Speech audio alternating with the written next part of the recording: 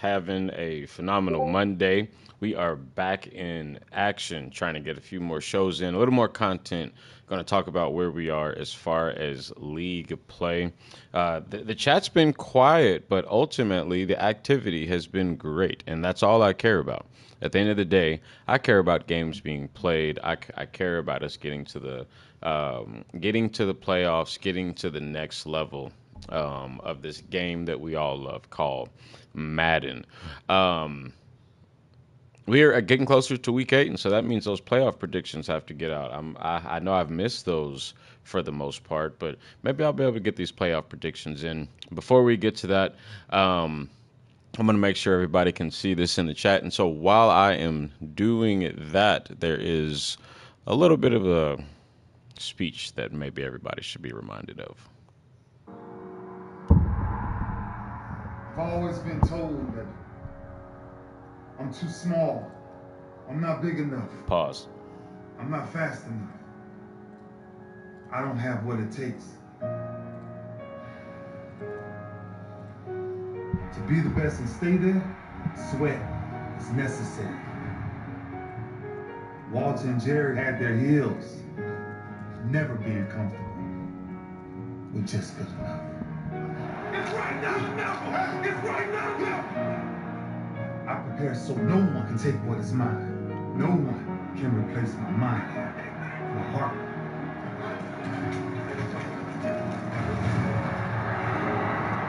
Bombarded and spotted me. And now our biggest prize bears his name.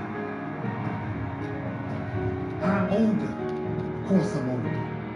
That's the beauty of it. 16 years plus. A different level of wisdom, a different level of understanding, a different level of punishment. I want to live long after my records are gone, long after my rings are tarnished. Whatever you got to do to make sure you chase your legacy every second of your life. Will you be remembered? How would you be remembered? Why wouldn't you fight for the greatest achievement ever? Leave your mark.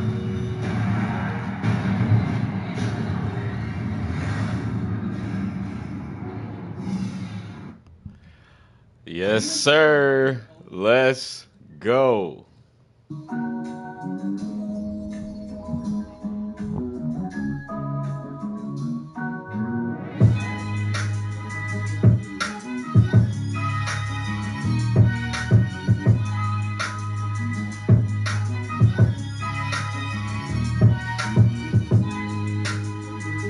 Texas Heat.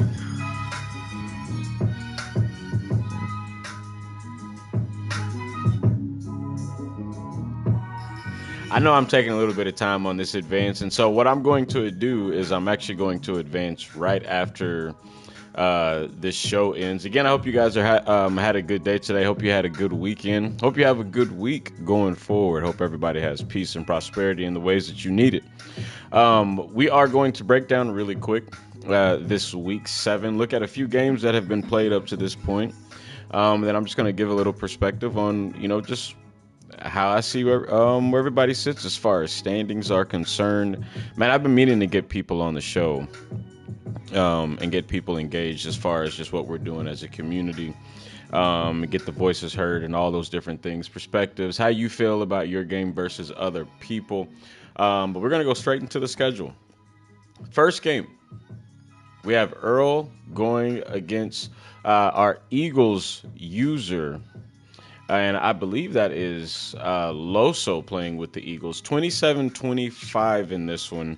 He goes on a run in the second quarter, gets up 21-10, what it looks like in this game. And then ultimately, as they get into the third, he doesn't get a score. Earl gets a stop, makes him scoreless at that point. Earl gets another score, but ultimately that second quarter was the difference in this game. Does look like there were a few turnovers on both sides, but ultimately the Eagles did get the win, a very big win for him as far as that division is concerned. Rams and Cowboys, looks like it's going to be a fair sim between both of these users. Both users kind of in a position schedule-wise, wasn't able to play the game I expect Madden to give Slick the win, but I don't know. I've seen a lot of times where you have a fair sim situation and Madden gives it to the losing user or the user with the worst record for some reason. Madden just loves to do that. Kevin is balling this season. He did play Malik. Malik obviously joining back to the league, 34-26. He ended the game on a high note with 17 points in the fourth quarter, 431 yards passing. Now the turnovers still very high for Kevin. He might want to try to figure out how to lower that as he plays some of these more competitive users. I do think he is 5-2 at this point, but ultimately he got the win. It's an ugly win, but it's a win indeed. So you got to give a shout out to the Blues. Cincinnati. Oh, my apologies. I looked at the CTN, but we have the Giants and the Jags. Lolo going against Fuzz, and I'm not shocked at the results of this game at all. This is just Fuzz. This is how Fuzz likes to play. He's going to run the ball. Looks like he had to pass a little bit in this game, so there's a little more of a balance out of Fuzz's game. 4 turnovers for Lolo. Really cannot turn the ball over against a guy like Fuzz. He's going to make you pay with every single thing you do, every play you make, every decision you make. But ultimately, he did absolutely get the win here, and Fuzz continues on. I believe that puts him 5-1. But I could be wrong. We'll see when we get to the standings.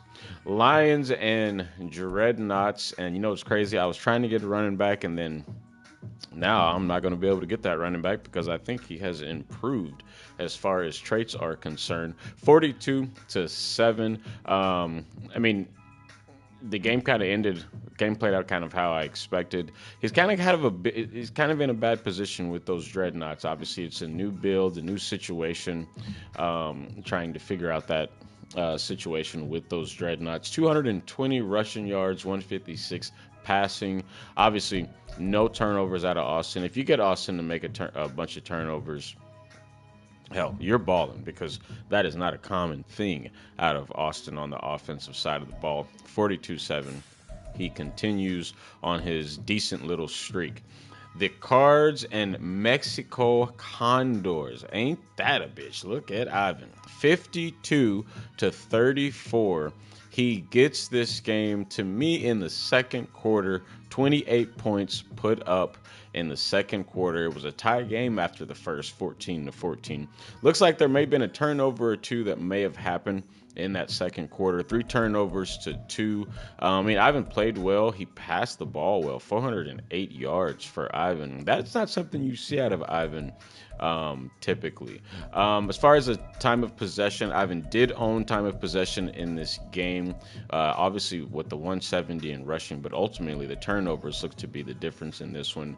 And I believe that is Ivan's second or third win of the season. So let's see what he does continuing down this season.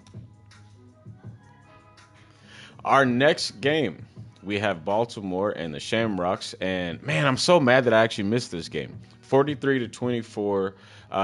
Hendricks came into this game. My understanding would probably be to slow down Smitty's passing game. Wasn't able to succeed in that on that front. Ultimately, what it just looks like in this game was Smitty just scored on more possessions. I'm about to sound like, what is his name, Booger? Excuse me. He scored on more possessions, ultimately, than Hendricks did. The turnover battle, a 4-2 turnover battle, 438 yards passing by Smitty. I'm curious if anybody's going to beat that completion percentage that he has for a season. But 438 yards passing, not the rushing yards for Smitty, which is really kind of out of the norm. But he does pull this one out, 43-24, and obviously he's going to stay atop of that division. 49ers and Broncos. Now, obviously, said in the beginning, I thought Brian taking over a team that Jeremy had attempting to rebuild and reset that situation. Expected that to be a little tough on all fronts, but ultimately 35-13, Justin James pulls this game out. 246 yards passing. The turnover ratio obviously favored Justin James in this one. I'm curious to see what Brian's going to be able to do with those Broncos really in this offseason. He did kind of relay there may be a situation where he may have to give that team up, but we'll see. We'll see how it plays out. But ultimately, Justin James gets this one, but over the Broncos. Bills and Mounties, obviously, this game between myself and DTZ. I mean, I don't really want to say too much about this game because I don't like really talking about myself. I had 5 turnovers, but he had 10, so I felt a little bit better after the game. I mean, hey, I was safe. It was a pick after pick after pick in this game. DTC slowly started making a little bit of a comeback, but ultimately I finished the game out strong enough to get the dub over DTZ. The next game on the list is Top Notch Ray. He was Big Top this week. 550 yards passing to 328 out of Jacob. 6 turnovers to just 1 from Top. He got right to that 69 mark and knew to slow down and not get a suspension for the blowout rule. I mean, 69 is just 69 points, man. That just is what it is. You get to that mark, you're having a hell of a game. It doesn't matter who you're playing. But ultimately, yeah, the turnover mark was the difference. And the time of possession, Jacob had the time of possession, but it just looks like on the offensive side of the ball, too many turnovers. You can't have that against a really good user. The next game, this is going to be a fair sim. I won't really speak for Legend, but he does have some things going on. I do appreciate him still being active and connected to the league, obviously. So this will be a fair sim, so we'll really see how this one plays out between him and Gideon. Tigers and Chiefs. We did get a good game. I did catch a little bit of this between Rome and Ben. Rome won this game 258 passing to only 146 out of Ben with Patrick Mahomes. Rome must have played a hell of a defense because he got 4 picks in this game, 4 turnovers out of Ben on this one. Definitely don't need to have that, especially with a quarterback like Mahomes. But not a lot of production out of Ben from a total standpoint in this game. Completely shut out in the second half. Big win for Rome. And with that division, I think he absolutely needs to get every single potential dub he can going forward. And the final, last but not least, we have Swag himself against Nike with those Oilers. Boy, you never know what kind of game you're going to see out of Swag. I swear, one week you don't think you're going to get this kind of activity out of Swag. He's going to play the game, but just the complete body of work of his style of play in a game. 4 turnovers for Nike, 2 turnovers for Swag, 287 passing yards, 442 passing for Nike, but ultimately those turnovers are going to be the difference in this game. The red zone percentage between both is, looks like Nike got to the red zone quite a bit, but ultimately Swag just didn't turn over the ball as much, and that was pretty much the difference in the game. So that is our schedule as far as week 7. Before I advance, I am going to go over and look at the standings. And so as we kind of get ready to look at the standings, I am going to take a 5-second break here and hopefully get me something to drink because typically I'm not as thirsty before a show. Pause, but at the moment I am. Be right back.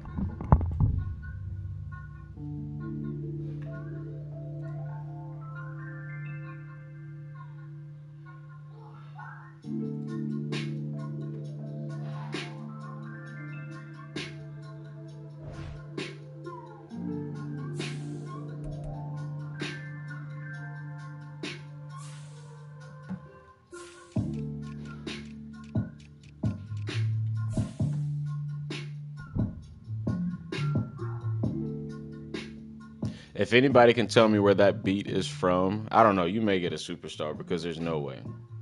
There's no way. No way. You may. You may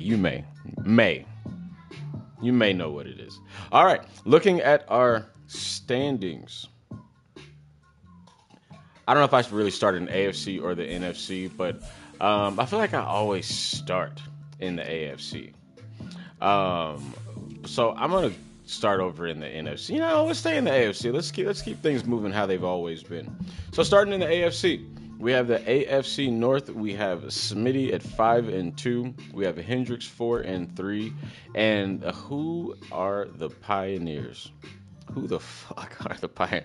I'm telling y'all right now, we will never do the team changing. We will never do this again.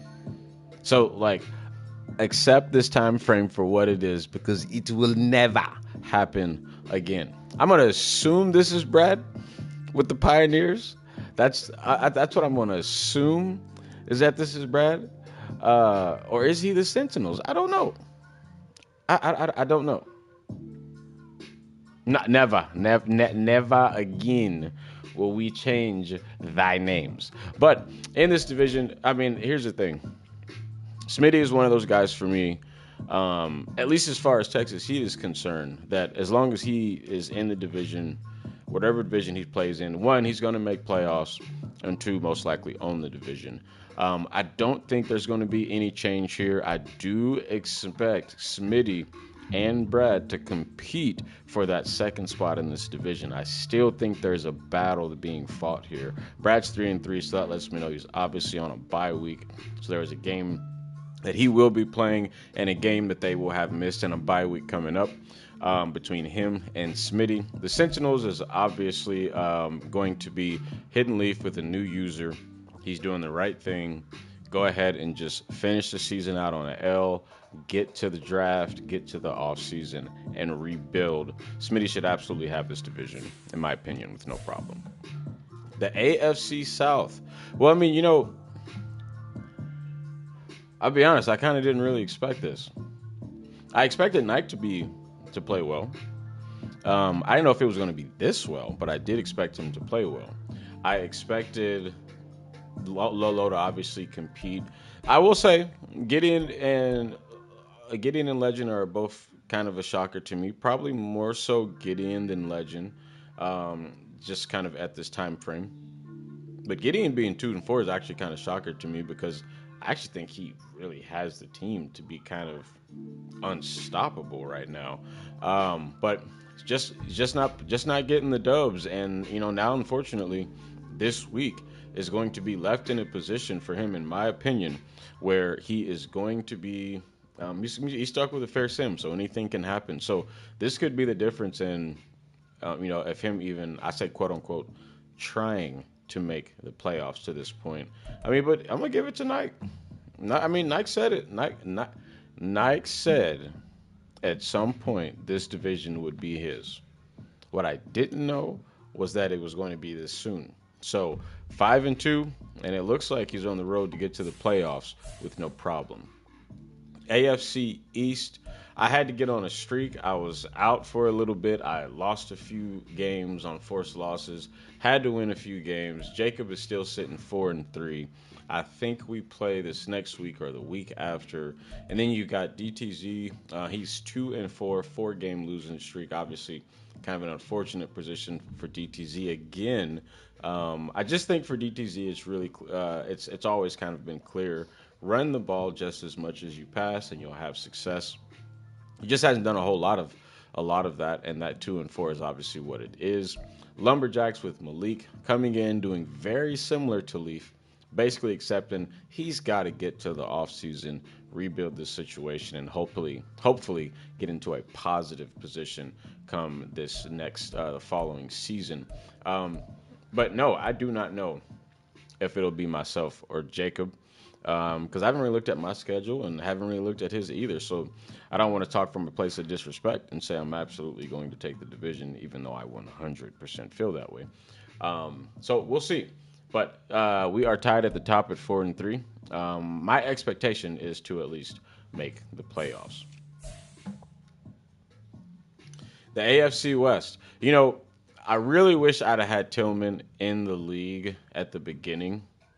With these Chargers, mainly because we had, obviously we had Young in the division, just to add a little bit to the competitive aspect. Because I'm telling you, dude can play. I said it last season when he first joined that he could play. He was just simply tanking to get into the offseason and ultimately the draft. But I knew Buddy could play. You're not.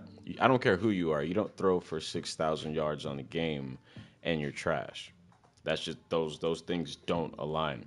He's 5-1. We have been 4-3 on a 2-game skid. Obviously, he lost a game to myself, lost a game to Rome as well, and then we have Brian at 2-5. Um, Again, if anybody knows what this team was like prior to Brian getting them, then you probably have put a little more respect on the fact that Buddy's 2-5 instead of being 0-7. He's played close in a few games, but again, the decision of is he going to build? Is he trying to get to the playoffs, or is he just going to get to the offseason and reset that team? We will see. And then Ivan gets a big dub, an important dub over the Cardinals, 3-4, puts him 2 games back, and I think his schedule is about to not be as tough for the next few games. He has an opportunity to kind of get right back into a positive position. Definitely getting away from that bottom tier of users as far as the league is concerned. I'm going to give this one to Tillman. I don't see any change as far as Tillman.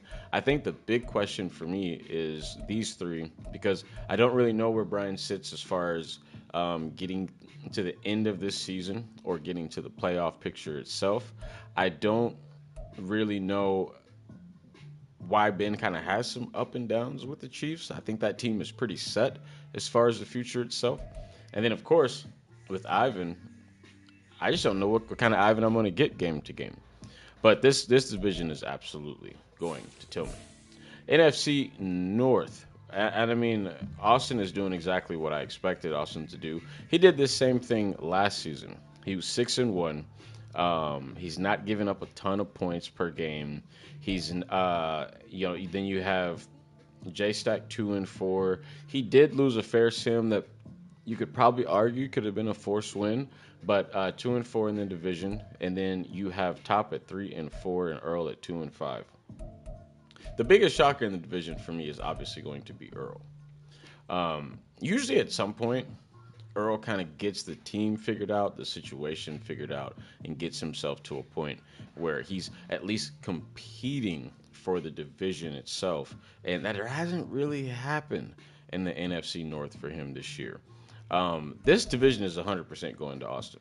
I mean, it just is. Top took a few losses early that are just going to they're not going to benefit him to finish out because I don't expect Austin to have one, maybe 2 more losses to finish out the season. And so we'll see. Does Top get into the playoffs, or does he also back off and get into the off season? And I say that I've kind of mentioned that a little bit in the show because what I've noticed for a lot of users and looking at teams is people ain't got no money. Ain't nobody got money. Nobody got money to do all these re-signs. So it's going to be interesting to see how this season ends and who gets this season 4 bowl. The NFC South. It is as pretty as I expected. It's as pretty as I expected. I think Taz can play. I think I don't. He's probably not as consistent all the time as he wants to be, but I think he can play. Obviously, Hollywood Tough has proven to me that he's going to be a problem and continue to be a problem as far as league play. And then you have Rome 4-3, just right back in the race as I probably should have expected to begin with. And the Dreadnoughts again, as I said earlier, very similar to the Broncos, just situations that you're trying to fix, trying to reset to get to the off season and hopefully make some noise in that next season. I think that's the struggle for that Virginia Beach team for Nassar. But 2-5, I really want to go with the Saints. And the biggest reason I want to go with the Saints is because dude is kind of just proven to me skill-wise. He beat an undefeated user in Austin. He can play.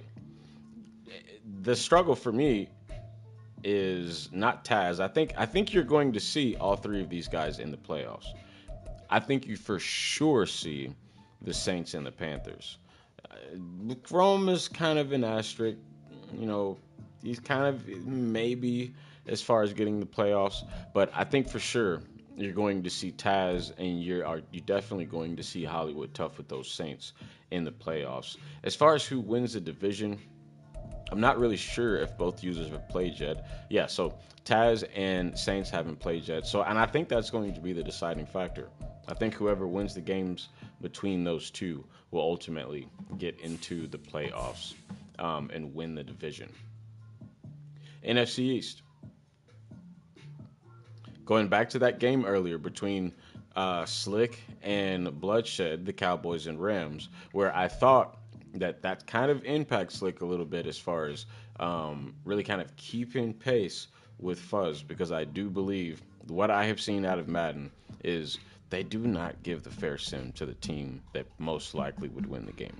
It just doesn't seem to happen. It always seems like they give it to the undeserving situation, and I think that's going to happen again. I believe he's going to be 4-3 by the time we advance this thing. But you got Fuzz sitting at the top, hasn't even given up 100 points yet. No shocker with that at all, with the way Fuzz likes to play. And then you have a Commandas user, 2-game win streak, Swag back in the fold. How does he finish out? How does Swag finish the season out? You know, the funny thing about our Eagles user in Loso is in the beginning, there was kind of some communication. I'm not going to say no names, but there was a user that had DM'd me and he had communicated, he speculated that he was going to run through the NFC or the league because of his style of play. Um, and I'm pretty sure I told him that he may lose. I don't know, maybe 5, 6 games or something like that. And he's currently sitting at 4. He's got 4. He's got 2 more to basically let everybody know that I'm right. Fuzz is going to win this division. You're going to have these two in the division between Fuzz and Slick getting into the playoffs. I think for the NFC, it's more about how the playoff picture sets up than it is who makes the playoffs. Because there are just certain battles you don't want, in my opinion. There's just certain guys, and I've always noticed this about our league. For our league, it has never really been fire. There hasn't really been a lot of energy around regular season. Um, outside of a few users, you don't really get a lot of that in the regular season. It's playoffs. The best, the skill. I see everybody's potential always come playoffs, and so I really think for these two, it's really going to depend on. I think you want to win the division, only because of the NFC South. Because somebody is going to have to face one of these guys first. You either want to win the division or get that bye, one of the two. I don't think you want to face any one of these guys first if you have to. But I am going to say that Fuzz is going to take it. And oh my gosh, NFC West. You've got Justin James 5-2. And then you've got Kevin Freeman at 5-2. I'm almost curious to go look and see who he's played. But he's 5-2. He's shit. I don't know. I don't know too much I can say about Kevin Freeman right now. I can't remember the last time I could be this positive about Kevin Freeman's game. But he's 5-2, sitting with those Orlando Blues. Giving up points, but he's ultimately pulling games out. And then Justin James seems more on the conservative side, not giving up a bunch of points. Cardinals did take an unfortunate loss against Ivan this current week that really kind of impacts him as far as his playoff picture is concerned. We'll see how this kind of pans out in the long term for him with those Cardinals. But I'm actually going to still go. I'm going to go with Justin James.